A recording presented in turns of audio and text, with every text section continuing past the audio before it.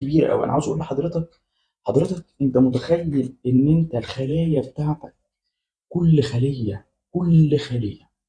انت فيك ملايين الخلايا، كل خليه فيها 3 مليار حرف. رساله ربنا في الخليه الواحده. الدي ان ايه من الاخر، مجالي بقى وتخصصي وشغلانتي.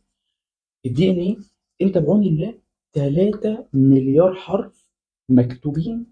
كل 3 منهم بيكونوا حاجه اسمها امينو اسيد او حمض اميني. حمض اميني جنب حمض اميني جنب حمض اميني يعملوا بروتين.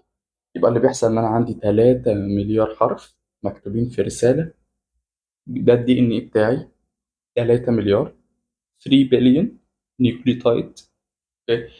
3 مليار دول سبحان الله ربنا جوه الخليه الواحده يا جماعه. يعني احنا وشنا ده في خلايا كتير. خلايا كتير. الخليه لا نراها بعين المجرده، محتاجين نحطها تحت الميكروسكوب عشان نشوفها. اوكي. احنا كل خليه من الخلايا دي حضرتك لما تخش جواها تلاقي في حاجه اسمها نواه. جوه النواه دي ان ايه. وجوه الدي ان ايه ده بقى يا باشا هتلاقي فيه 3 مليار حرف. سبحانك يا ربي هم متوزعين على 46 كروموزوم. كل كروموزوم بيتفرد.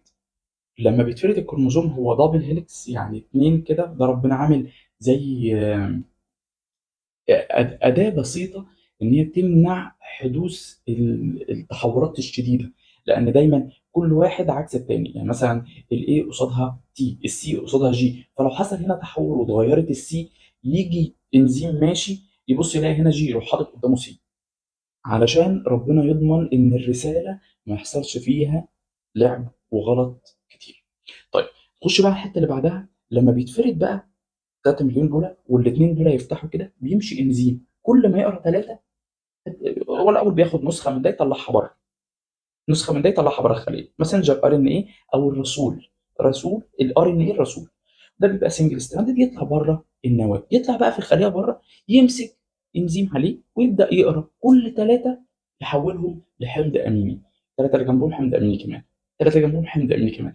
الاحماض الامينيه مع بعض ديت تكون بروتين. البروتين ده بقى يا اما يكون بروتين ستراكشر يعمل لك بقى عضل ومش عارف ايه، يا اما يكون بروتين فانكشنال يعمل انزيم يخش في تكوين هرمون، وهكذا. اللي انا بحكيه لك ده كله عشان اوضح لك ان الموضوع مش بسيط.